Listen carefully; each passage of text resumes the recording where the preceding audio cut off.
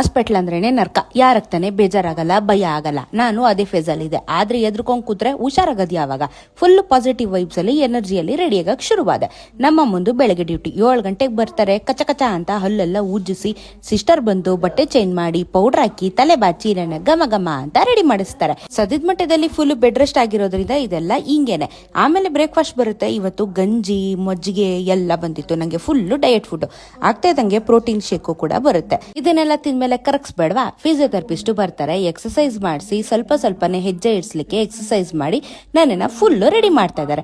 ನೋವಾದ್ರೂ ಪರವಾಗಿಲ್ಲ, ನಾನು ಎದಳ್ಬೇಕು ಅನ್ನೋ ಜೋಶಲ್ಲಿ ಫುಲ್ ರೆಡಿ ಆಗ್ತಾ ಇದ್ದೀನಿ. ಮಧ್ಯಾಹ್ನ ಬರುತ್ತೆ ನೋಡಿ ಸೊಪ್ಪು ಸದೆ. ಆಗಲ್ಲ ಕಷ್ಟ ತಿನ್ನಕ್ಕೆ ಅಂದ್ರೂ ನಮ್ಮಮ್ಮ ಬಿಡ್ದಿರೆ ತುರ್ಕಿ ಸೊಪ್ಪನ್ನ ತಿನ್ನಿಸ್ತಾರೆ. ಆಮೇಲೆ ನಂಗೆ ಸರ್ಜರಿ ಮಾಡಿ ಡಾಕ್ಟರ್ ಪ್ರದೀಪ್ ಅವರು ಬಂದು ನನ್ನ ಪರಿಸ್ಥಿತಿನೆಲ್ಲ ಚೆಕ್ ಮಾಡಿ ಮೆಡಿಸಿನ್ಸ್ ಏನಾದ್ರು ಚೇಂಜ್ ಮಾಡ್ಬೇಕಾ ಅಂತ ನೋಡ್ತಾರೆ. ಬಾಡಿಯಲ್ಲಿ ಇಷ್ಟು ನೀರೈತೋ ಇಲ್ವೋ ಗೊತ್ತಿಲ್ಲ, ಆದ್ರೆ ಫುಲ್ಲು ಮೆಡಿಸನ್ ಅಂತೂ ಹೆವಿ ಇದೆ.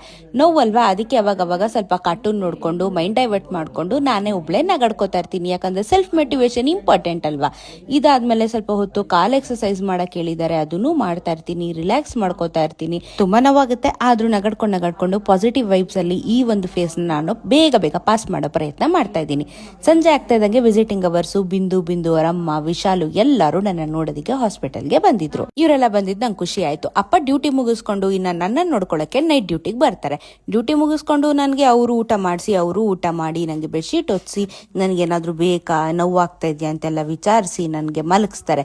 ಅಷ್ಟೊತ್ತಿಗೆ ಪ್ರೋಟೀನ್ ಡ್ರಿಂಕ್ ಬರುತ್ತೆ. ಪ್ರೋಟೀನ್ ಡ್ರಿಂಕ್ ಕುಡಿದ್ಬಿಟ್ಟು ಮೆಡಿಸಿನ್ ಹಾಕಿಸ್ಕೊಂಡು ಕೊನೆಗೂ ಇವತ್ತು ನನ್ನ ಕಾಲಲ್ಲಿದ್ದ ಡ್ರಿಪ್ಸ್ ನ ರಿಮೂವ್ ಮಾಡಿದ್ರು. ಯಾಕೆ ಹೇಳಿ, ನನಗೆ ನಾಳೆ ಡಿಸ್ಚಾರ್ಜ್ ಆಗ್ತಾ ಇದೆ.